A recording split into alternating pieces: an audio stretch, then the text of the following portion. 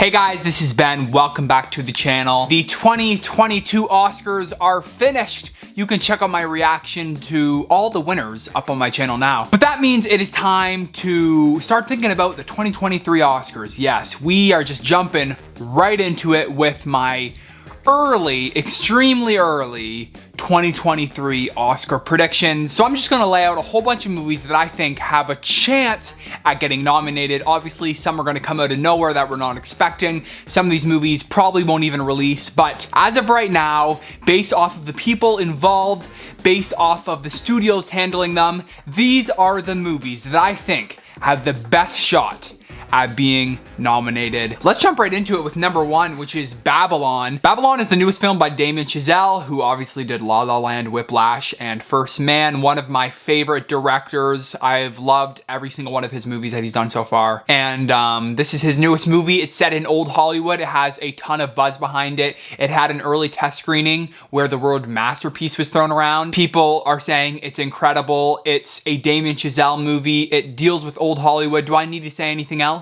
This is getting nominated. This is like the one I am most confident is gonna get nominated. Will it win? Who knows? Sometimes a more obscure and indie film ends up coming ahead of what seems to be the front runner and wins, but I think it's gonna get nominated. I think it could be Damien Chazelle's film to finally win Best Picture. We'll see, but I'm super excited for this movie. I love Damien Chazelle and everything about this movie sounds incredible. Margot Robbie, Brad Pitt, yes!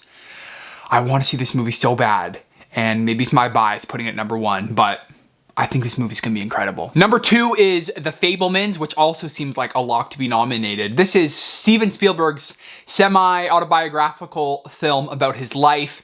It's gonna feature some incredible performances. You have Paul Dano, you have Michelle Williams, among others. So it's gonna be a performance-heavy drama. It's gonna be really well written. So much care is going to be put into it because of how personal it is to him. And Steven Spielberg is arguably the most iconic and influential filmmaker of all time, and I think they're just gonna wanna honor him and honor his career as a whole. I think it has the narrative to win at the end of the day, if it ends up being really good.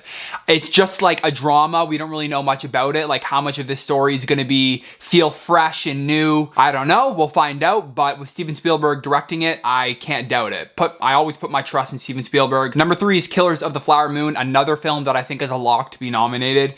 It's Martin Scorsese's newest movie, and you got Robert De Niro, Jesse Plemons, and obviously Leonardo DiCaprio in there, and it's a little bit of a Western movie, so Scorsese's take on a Western, kind of. I don't know a ton about this movie, I don't know a ton about the story, but it's Martin Scorsese, and Leo's in it. It's gonna be an Oscar player. It is. Like, I don't need to say anything else. I would be extremely surprised if really any of these three, Babylon, The Fabelmans, or Killers of the Flower Moon, aren't nominated. They just seem like such obvious Best Picture nominees, but we'll see. Number four is Empire of Light. This is Sam Mendes' newest film. He's coming off of 1917, which was obviously a huge Oscar juggernaut. So you got Sam Mendes, you got Roger Deakins returning to shoot it. Olivia Colman's in it, and she's just been an Oscar darling as of late. It's a bit of a romance story, and it kind of revolves around cinema. I think I heard about it involving the cinema. So you got the Hollywood cinema aspect to it. You have Sam Mendes and Roger Deakins, so it's going to be an incredibly well crafted and beautiful looking movie. It's going to be super well performed because you got Olivia Colman. We don't know a lot about the story. We haven't seen anything from it, so it could end up not being so great. But as of right now, with everybody involved, it looks like it could be a big contender. I don't know. Six, I have Canterbury Glass, which isn't officially called Canterbury Glass, but that's what we're calling it for now. It's David O. Russell's newest film, and though he's had some controversy around his name as of late, you got Margot Robbie, Christian Bale, John David Washington, among others in here, so it's a stacked cast. I think I heard it's somewhat of a murder kind of mystery case film. Don't know a ton about it, but it's David O. Russell's newest film. It's being distributed by Searchlight, and they're great for awards, so this is another obvious one to predict just from the people involved. Again, that's a recurring theme with all of these early predictions. Since we don't know a lot about the movies that are coming out, we just gotta predict based off of the directors and the people involved. So because of that, that's at number 5. At number 6, I have Bardo, which is Alejandro Iñárritu's newest film. And his last 2 movies have done very well. This is, again, another very personal movie for him. He went back to Mexico to shoot it. The Oscars have been nominating more and more international films in Best Picture as of late, and I just think this is a very clear international film to do that with if it turns out good, and we have no doubt to think it won't be. 7, I have 13 Lives, which is the newest movie by Ron Howard. Ron Howard hasn't done super well at the Academy as of late. Obviously, he recently did Hillbilly Elegy, and that didn't turn out very well. And this is about the soccer team who were trapped in the cave, the same story that was highlighted in the documentary The Rescue from just this past year. And this is a dramatic retelling of it. The reason this one is so high is just because this test screened really well. Like, it tested better than any film they've ever done before. So clearly audiences are really gonna love this movie. So it could be a really good crowd pleasing drama. We see those get in every year, and this could be the one for this year. They moved it to a Oscar-friendly release date, so all signs point to this being a big Oscar contender. Number 8, I'm gonna put Everything Everywhere All at Once. I don't feel great about putting this in the top 10, but when you look at the reviews for this movie, it's kind of hard to not. It is one of the highest reviewed and most critically acclaimed movies of the last decade. It is topping all of the lists. It's number 1 on Letterboxd. It has like a 97 on Rotten Tomatoes. So because of that, I just think that even though this doesn't seem like the type of movie that would necessarily be nominated, it's a kind of quirky, over-the-top, somewhat action sci-fi film. Like, you wouldn't maybe expect this to be nominated, but this movie has so much passion behind it that I think it can make its way into the 10. Like, I think that there'll be enough people who are just over the moon, love this movie, have it number 1 on their list for the year, that it will get in. We'll kind of see if that's the case as the year goes on, but as of right now, with not having the consensus on a lot of these other movies, this is one of the only movies that we know is great. I'm gonna put it in my 10. At number 9, I have The Son. This is the newest film by Florian Zeller, coming off of The Father, which was obviously amazing and a huge Oscar player. Yet again, this is based on a play, a critically acclaimed play. Like, apparently this play is really great, and it's starring Hugh Jackman, Laura Dern, Vanessa Kirby, Anthony Hopkins. So it's sure to be a big performance showcase. Hugh Jackman is probably going to be a big contender for lead actor. Florian Zeller directing another one of his critically acclaimed plays with some incredible actors in there. Hard to doubt at this point. At number 10, I have Next Goal Wins. This has been in my list for like 2 years now, and will it come out this year?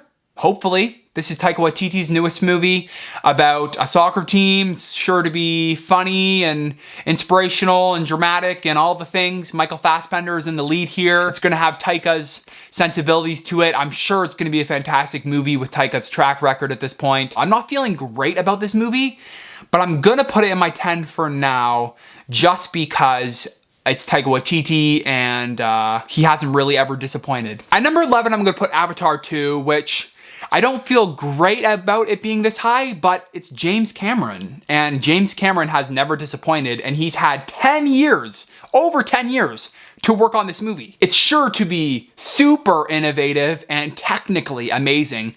It's probably going to be that big technical player at the Oscars this year that's just going to get nominated across the board for its technical elements. And if it racks up enough of those tech nominations, it could sneak its way into picture. Who knows? At this point, I just have no reason to doubt James Cameron. I have no reason to doubt that this movie is going to be crazy. Number 12, I have Women Talking. This is another movie that a lot of people have high up on their list. I have it a bit lower because I don't know a ton about this story. I don't know the director who's doing this film, the screenwriter, but it is a ensemble movie with Frances McDormand at the lead, also featuring Jessie Buckley, Rooney Mara, Claire Foy. So it's going to be an incredible cast. It deals with this group of women and their experiences with sexual assault in their community. So it's going to deal with some really heavy subject matter. Like I said, the director here hasn't really ever been recognized by the Academy. Academy, but that doesn't really mean anything. That doesn't mean she's not going to be, but I just want to see a little bit more from this movie, maybe a trailer, maybe hear a little bit more about it before I put it in my 10, but as of right now, it's definitely one that could make its way in. At number 13, I have White Noise. This is the newest movie by Noah Baumbach. Baumbach? It is starring Adam Driver. So, this is like an interesting film for Noah Baumbach because it actually has like a big budget. Like it has like an $80 million budget. So what is he gonna do with that kind of budget? What kind of story is this gonna be? We don't really know yet. It seems a little bit fantastical. It has a little bit of I think like a little bit of a sci-fi element to it. It's a little bit more out there, I believe. Noah Baumbach hasn't always been a big player at the Oscars, so maybe Marriage Story was kind of a one-off. We will find out. Again, I kind of want to see a trailer from this one first before I put it in my 10. At number 14, I have She Said.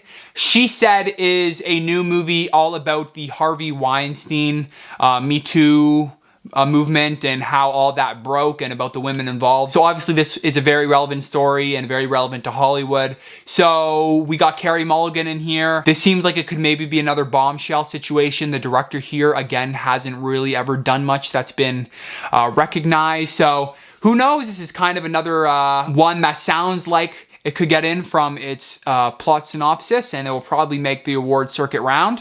So it could easily make its way in. Next, at number 15 is The Killer, David Fincher's newest movie, but this one is a bit more of a genre film.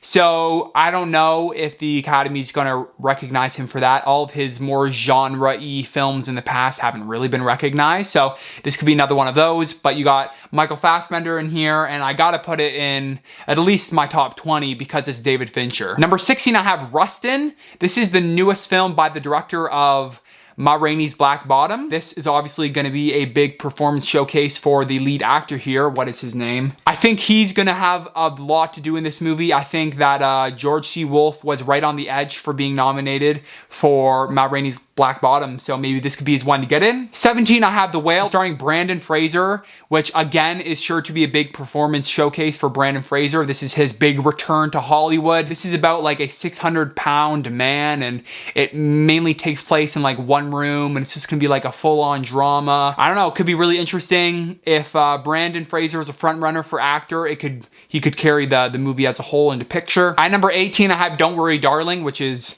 Olivia Wilde's newest movie. And again, this is a bit of a genre movie, a little bit of a horror movie, and it's starring Florence Pugh and Harry Styles. I'm sure this movie is going to be great, but maybe not quite the Academy's thing. At number 19, I have Poor Things, which is Yorgos Lanthimos' newest film after The Favorite. And this one seems like a little bit fantastical, a little bit sci-fi from the synopsis. It's kind of like a Frankenstein situation here. Emma Stone is starring in this though. She'll probably be fantastic. Who knows? Maybe it'll be just so good that you can't not put it in the 10. At number 20, I'm going to put Armageddon Time, which is James Gray's newest film. And a lot of people have this higher up on their list. I'm just doubting this movie. I don't know what it is about this one, but his movies have never really been well received from the Oscars. Something about this film, it's a semi-autobiographical film. We have a bunch of those this year already. Will this one stand out? I just have a feeling that this one's not going to get great reviews. I don't know why. I just have a feeling. So I'm going to have it at number 20 because of that. 21, I have The Greatest Beer Run Ever. This is Peter Farley's newest film. After he obviously won for Green Book, you got Zac Efron in the lead here. I think this one's going to be a little bit less of like a drama and a bit more of a fun, comedic, kind of entertaining crowd pleaser movie. So maybe not one that the Oscars will necessarily recognize. I don't know. It's being helmed by Apple TV Plus though, and they always do a great job campaigning, obviously. Then I got Elvis, which is premiering at Cannes, and I'm sure Austin Butler will get a lot of buzz for his performance, but I just have a feeling, again, that this one's not going to be received super well critically. The trailers haven't looked fantastic. Like, will it really be one that people remember come award season? Like, this comes out in like June or July. And then I have the Banshees of Inisherin. I don't know how to pronounce that, but this is the new film from the guy who did 3 Billboards, so just because of that, it's high up. I honestly don't know a lot about this movie. Number 24, I have Nope, Jordan Peele's newest movie. This one just doesn't really seem like it's gonna be another Get Out situation. I don't really know why. I'm just not getting the feel that it's going to be from the trailer. And again, it comes out in July, so will it really be able to stick around all the way until award season? I don't know. At number 25, I have The Batman. Doesn't really seem like that's going to happen at this point. Could get some technical nominations, you know, could get cinematography, score, but I just don't think it has enough passion to get it into Best Picture. And obviously it came out in March, so it would have to really have a push at the end of the year for it to get nominated, and I don't think that's gonna happen. 26, Cha Cha Real Smooth, which was the big hit coming out of Sundance for this year, similar to Coda from last year. So maybe I should put this higher because of how Coda was helmed by Apple TV+, but I'm just not really feeling it with this movie either. It's a very indie film, maybe not as much of a crowd pleaser as Coda, doesn't necessarily have the technical elements to get it nominated below the line. Will it really have enough passion to make it all the way to picture? Again, it's another release in like June, so this doesn't really seem like they're really gonna push for awards with this one. At number 27, I have Disappointment Boulevard. This is the newest film from Ari Aster, and this is so low just because Midsommar and Hereditary weren't recognized at all, and I have no doubt that this is also going to be a very wacky, out there horror film and just not the Academy's thing at all. At number 28, I have Asteroid City. This is Wes Anderson's newest movie. So obviously it has a chance. You got Tom Hanks in there, but I just don't know what new, fresh thing Wes Anderson's gonna bring to the table for the Academy to recognize him. I feel like the Academy's like, okay, we recognized you, and we recognize your work with Grand Budapest Hotel, and now you just keep doing your thing. And unless it's like one of his best movies, I just don't think it really has a chance. And also, is this movie even being released this year? I don't know. Number 29, I have The Woman King. This is gonna be, I think Viola Davis is in this, if I'm not mistaken. So she's gonna be incredible. And then at number 30, I have Emancipation, which is the newest movie starring Will Smith, whose his name's obviously been around a lot as of late. Will his being suspended from the Academy and all the drama around him instantly disqualify him and this movie from being nominated? I don't know. I don't know if some people are just gonna look past this movie because of that. It's gonna be interesting to see. It'll be interesting to see if this movie is delayed. Who knows? Anyways, that's my top 30. I'm just gonna give 30 for now. There's a lot more I could mention. I'm gonna put a bunch of more on the screen right here, like the rest of my list. So there you go. There's a bunch of more movies that I think have a shot at getting nominated. So there's like 40 movies there. And yeah, so that's my list for now. I'm super excited for this year in movies. We have some incredible movies coming out this year. It's gonna be stacked. We got movies from so many incredible directors coming out, so I'm super excited. I'm going to be updating this list every couple of months as we get closer and closer to the 2023 Oscars, so be on the lookout for that. Let me know what you guys thought down in the comment section below. What movies do you think are gonna be nominated for Best Picture? Give me your 10 down below. Subscribe to the channel and like this video if you enjoyed. I really appreciate all of your support. Follow me over on Twitter and Letterboxd for my movie takes over there, and I will see you in the next video. See ya.